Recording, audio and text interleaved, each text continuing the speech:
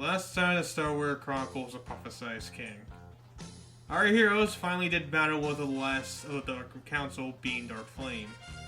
Dark Flame himself actually had some relation to the Circle of Life, being now he used to be a servant of Gaia, and thus was shocked to find out it was on Earth. Despite the story, those two did battle as they tried to see who got the Circle of Life at the end. Despite David having one arm, however, he managed to find a way to get past Dark Flame, thanks to the assistance of Anto, who came in the last moment. After that's been said and done, and our other heroes finally learned the last bits of Darky's past, they used Sora's light ability to get a Circle of Life for good. However, despite the victory, it was a fatal loss, as the moment they came back to the science lab, they found out and Francisco was killed off by Darky. Episode 33. So long, Earth. It was a quiet day at Phoenix as our heroes were still in disbelief in what they saw. When Francisco's dead body lay on the counter, each one was filled with shock. So much that they didn't even notice Anto sitting on the table beside them. Damn shame. This caused David to come back to reality angrily. What did you do? What? David forces his good arm upon Anto to hold him against the wall. He stares at him angrily as Anto tries to break free. Look, as much as I want to take credit for this, it wasn't me. Everyone goes around to see and investigate for themselves. Mikey himself took notice of the words "can't hide." He's right. It was Darky. David looks over himself as he lets go of Anto. Cody checks Francisco's pulse, see nothing, feel nothing there. Holy shit. As they investigated, they heard static noises come to the right of them. They looked over to see 10 broken yet barely functioning on the ground. David rushes over to check on them. What happened here? I know, it looks him happily.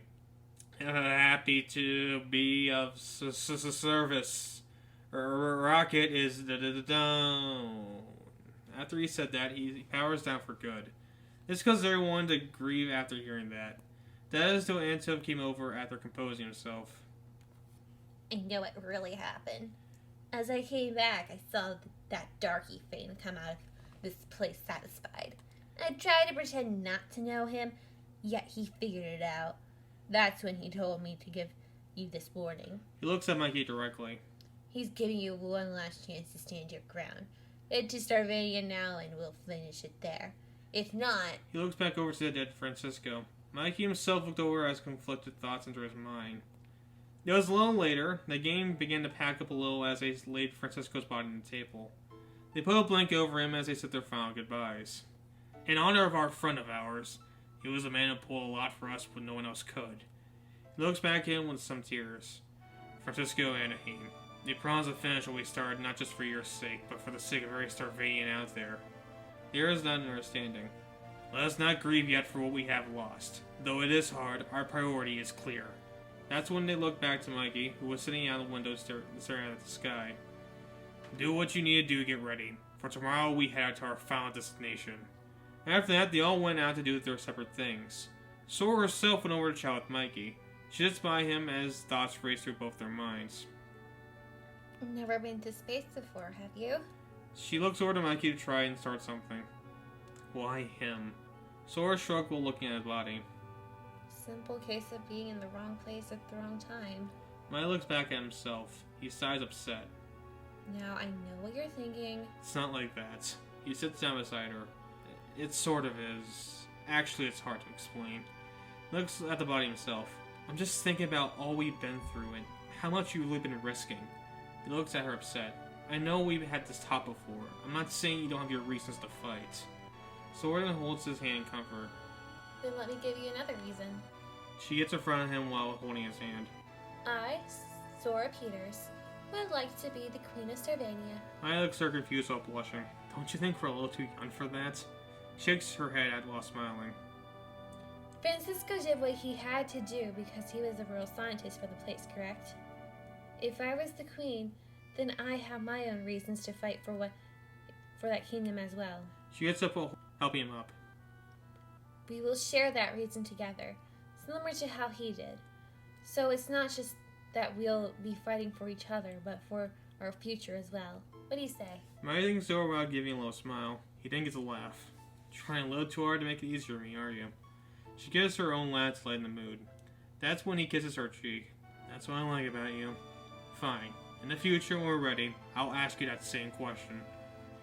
Obviously now is not the best time, but I will in the future, that's a promise. She kisses him on the lips for a bit. She lets go with a smile. You better keep it then. They smile while staring out to the sky. Meanwhile, Dragona and Terry are resting while packing their things.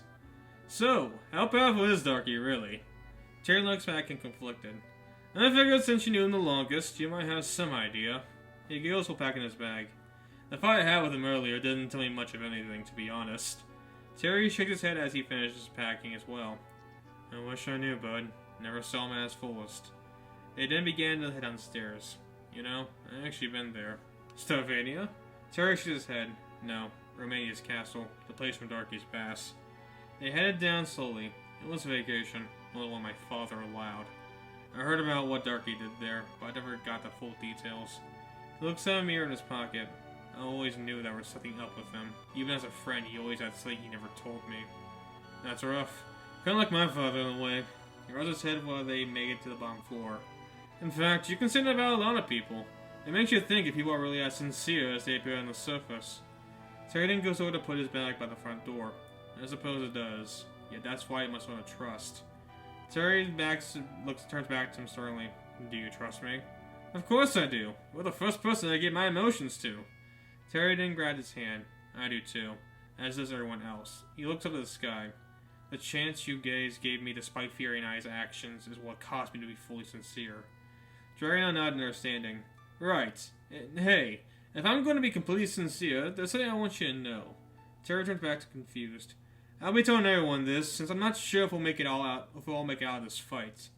Thank you for being my friend. Even when I can be rude and too emotional at points, you stuck by me to the end. There's not much I can say for how grateful I am. So once again, thank you. Terry gave him a smile. Same to you. Terry then gives him a playful look. Anyway, I heard from someone he found a soulmate. Dragona blushed for a bit. Oh come on, focus on the priority at hand. You'll learn that Dragona does as well. Finally, we're left with David, Sierra, and Cody look at the rocket in question. It wasn't too big, yet it clearly had enough room for all of them. Are we sure this works? Even in death, Francisco knows what he's doing. I'm sure he tested nicely. David had a weird mechanical device on his arm that was broken to help him move it. I trust him. He didn't die to make a rickety rocket. They heard Morzos come nearby. That's when they turn around to see the biker gang come towards them with Lewis in the back. Cap, we heard what happened. They all look back at the rocket and all. My god, that's what those things look like. David stares back at them annoyed. I thought I ordered you to keep an eye on the place while I'm gone. Remember, I come to you, not the other way around. Unless you dimwits let someone take over. Francisco goes over to Tim in concern. What happened to your arm? David rubs his my arm's condition is the least of our concerns right now. He gives him an all-angered look. Besides, you still haven't answered my question. Lewis took the charge again. You see, Cap, he looks back at the others. We were thinking you would take us with you. David raised his eyebrow at hearing that. We know that you don't want us to come until you win the fight, but we'd be more of a help than you might realize. Both Cody and Sierra raised their eyebrows. We're not the best fighters against the wizard dudes, but David stares back judgmentally. His thoughts were clear to the others. Francine took the charge instead. You see, we don't want you to die.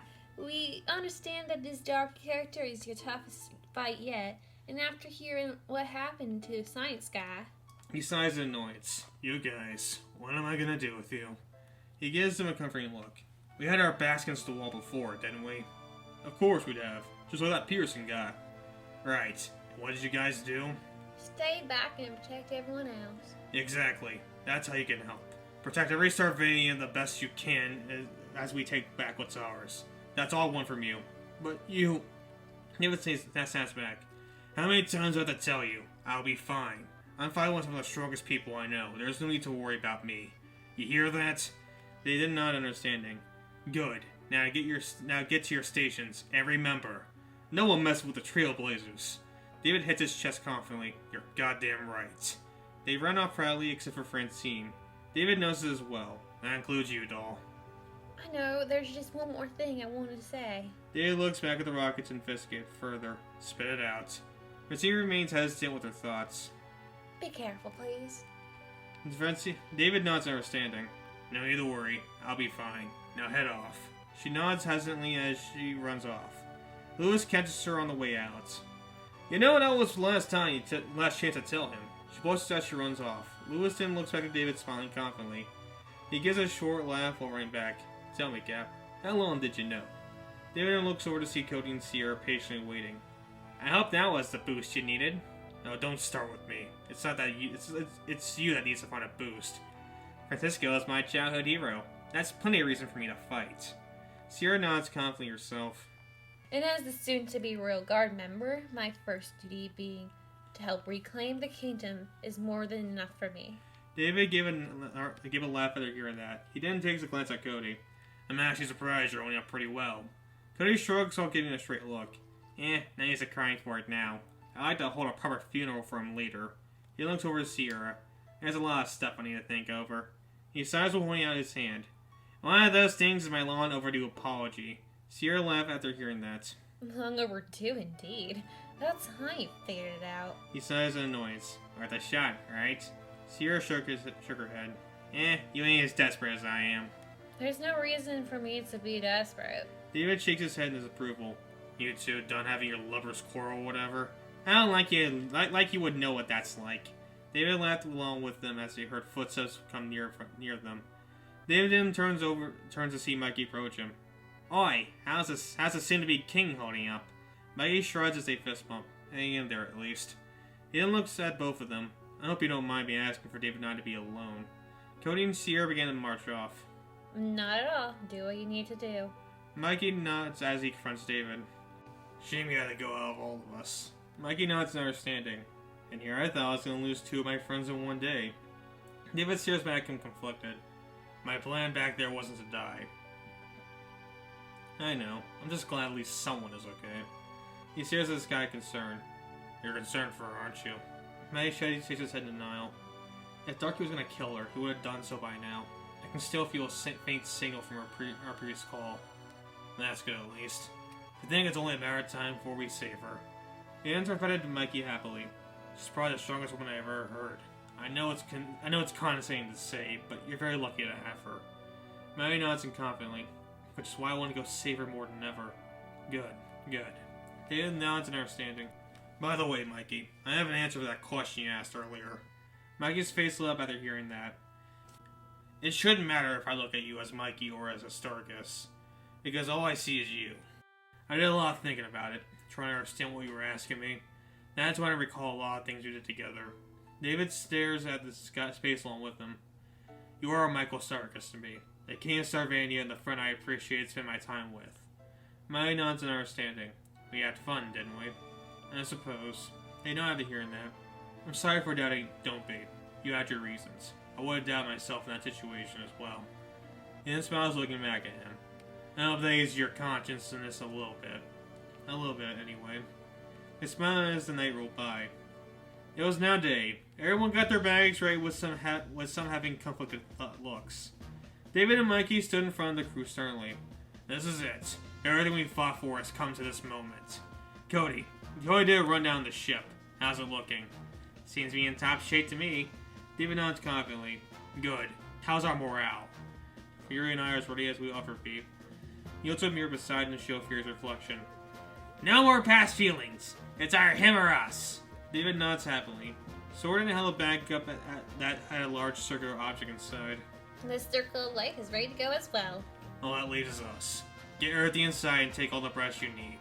If you need any more time to say goodbye to someone before we go, do it now. Now I say goodbye to my parents. Terry and I have no one to say goodbye to. David turns to the rocket. If that's the case, then let's not waste another moment. You know the drill. David looks over to the side of the yard to see something he didn't expect to see. Are you sure you're okay? They all look over to see what he saw. That's when they saw a large crowd of people stand there proudly. That's when Lewis came over to see them. You won't believe this, Cap. Everyone here is Starvanian. We told them what was happening and they want to see their king off. Cody looks over to Mikey, who gives him a certain look. He walked over to the crowd studiously. As he did, he lifted the star blade in the sky to the crowd to rejoice. It's him! Our king has returned! As your king, I promise to serve you the best of my abilities. The kingdom that we once called home will soon be ours again. They all cheer with excitement while chanting, "We're coming home," over and over again. Eager bunch, aren't they? I'll say. Mikey walks back proudly. I didn't take you as a hype man. Might as well get him some hope. That's what we've been fighting for from the start, right? David smiles back. Alright, let's not waste any more time. May a star shine on us for this upcoming battle. They all got on the rocket with some nerves. As the door closed behind them, they can all still hear the Starvanians cheering from the outside. Damn, you got your hands full of those guys once you take charge. Terry looks over to see Mikey and Sora holding each other nervously. They see rebuilt Tim come into the driver's seat. Don't worry, young ones. It won't be that bumpy of a ride. Cody was also holding on to him as well. Well, some of us never been on a rocket before. I like a cold-blooded bird boy over there. They see David sit there certainly. Look who's talking, bird brain. Speaking of which, please, I'm not that stupid. Shook his head. Terry took notice of Seer and having a cool head as well as Dragonel. I'm more surprised that you two are taking this calmly as well. Dragonel confidently smirked after he said that. I'm trying faster than this. Being electric-based has its perks.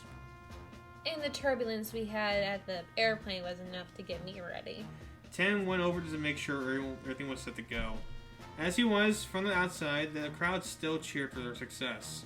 Within the crowd, however, was a mysterious individual, for it was Anto seeing the rocket off. He was making his way into the front. I don't know why I'm even bothering with this. They mean nothing to me. He didn't feel someone behind him, for it was a rebuilt Anti-10.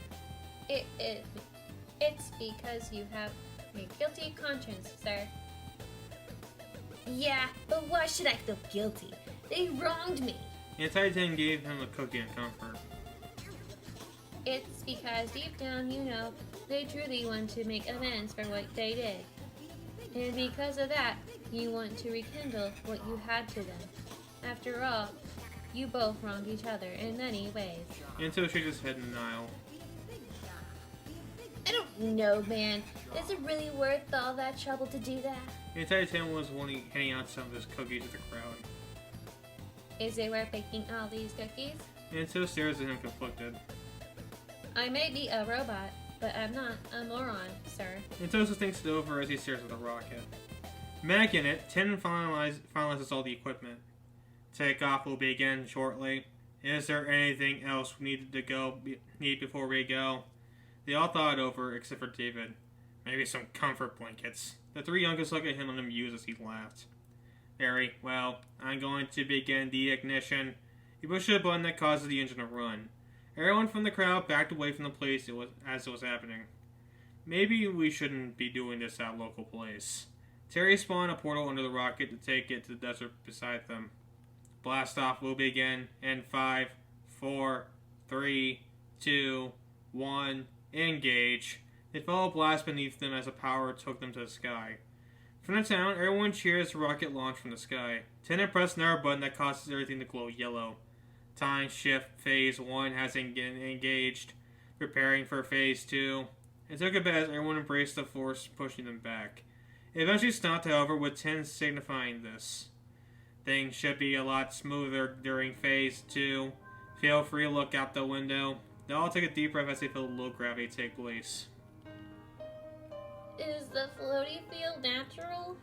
Oh, that's right. I forgot to press the pressure button. They heard the air coming through the vent as each person went to the floor with these.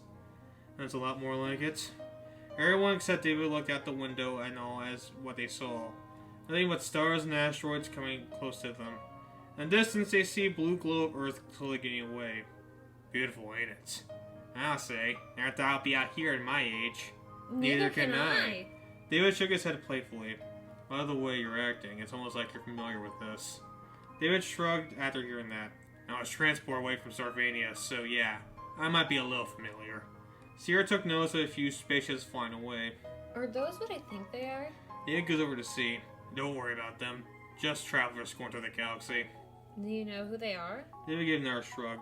Could be anyone. This universe is so full of life that's impossible to tell who it is. Could it be Dark Warriors? They all gave cautious looks. Maybe. But like I said, we don't need to worry about it. Now then, how about a little game of poker to keep us busy? Everyone except Mikey got out of the window, adding their own comment to it. Mikey just kept staring at the spaceship conflicted. He puts his head on the window, trying to take his worries away. Almost there. Just keep going. Don't forget who you are. He stopped himself after hearing before he finished. Part of it is because of a mental flash of his mother. He shed a few tears as he looked back out. Mikey, you're playing? He looks back after quickly wiping his tears away. Yeah, deal me in.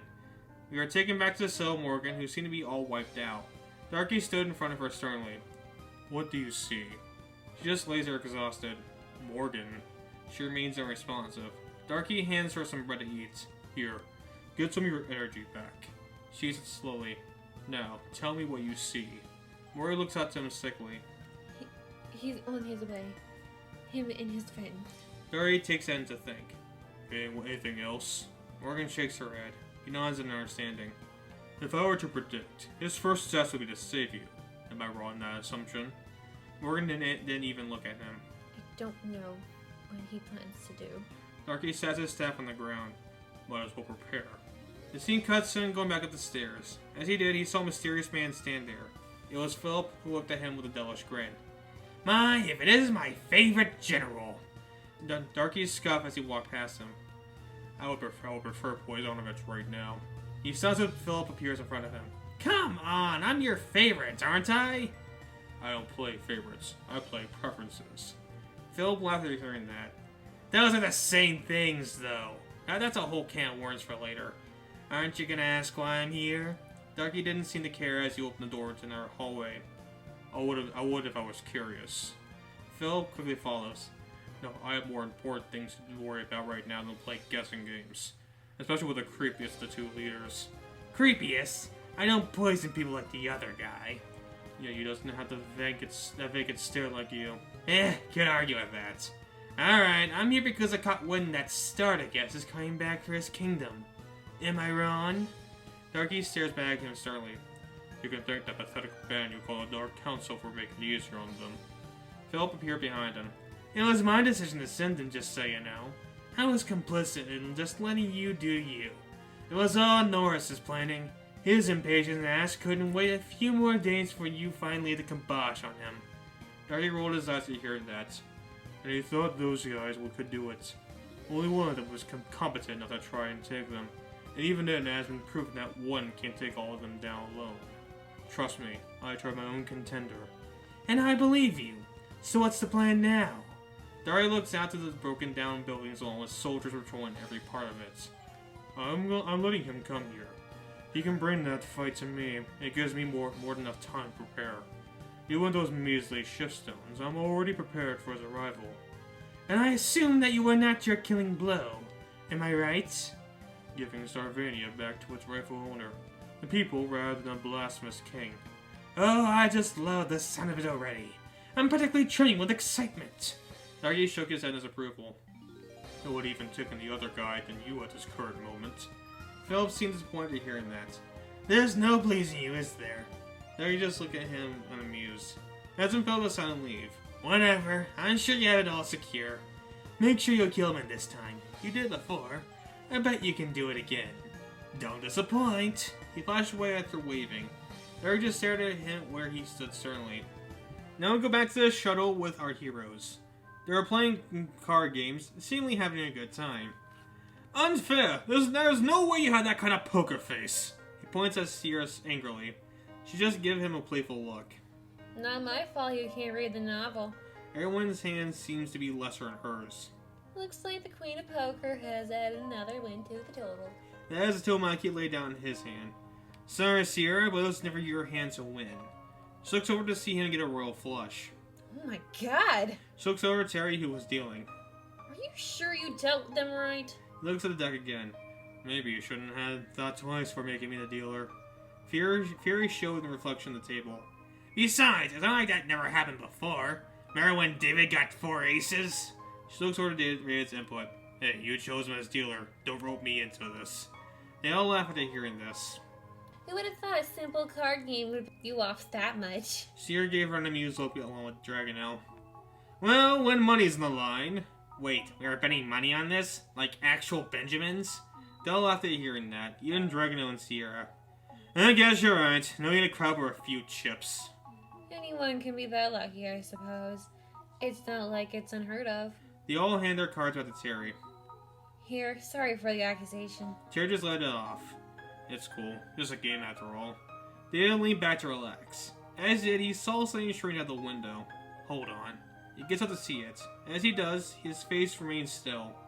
Ladies and gentlemen, welcome to Starvania. They all get up to look out the window. As they did, they saw a dark blue plant along with black aurora. Mikey himself couldn't believe his eyes. There she is. Home. The parents went back for a pep talk. I hope you guys are ready for the fight of your lives. There's no telling what Darky has planned for us. He could even call off the troops and just face us himself. However, I wouldn't count on that. The fellow Rocket gets shaky. Apologies. I should have told you that the re-entry. My mistake. They all get to a seat where they hold on for dear life. As they did, it stopped with a huge thud. Despite feeling shaky, they managed to get off their chairs in one piece. Like I said, we don't know what to expect once we're here. I hope you guys are ready. He takes a look over to Mikey. After Mikey composes himself, he opens the door to see what was going on. As he did, he notices that he was in a black alleyway with trash rubble everywhere. Jesus, what happened to this place? David takes a look for himself. Those are the Dark Warriors, a dead number on this place. He looks back down to Mikey. Ready to go, bud? Mikey takes his sword out with a confident look. He then looks above the roof to see the top of the castle. Do you feel me, Mom? I made it. This time, finish what we started. He puts his sword back in the scabbard. I'm not feeling conflicted about the moment. It's time to take action. He looks back at everyone else who got their powers and weapons ready to go. He nods confidently. Either way, bro. David and Mikey gather should do just that. Remain low and stay quiet. The less we fight we have to do, the better. Beyond understanding, as they get out of the alleyway, they see the broken town around them.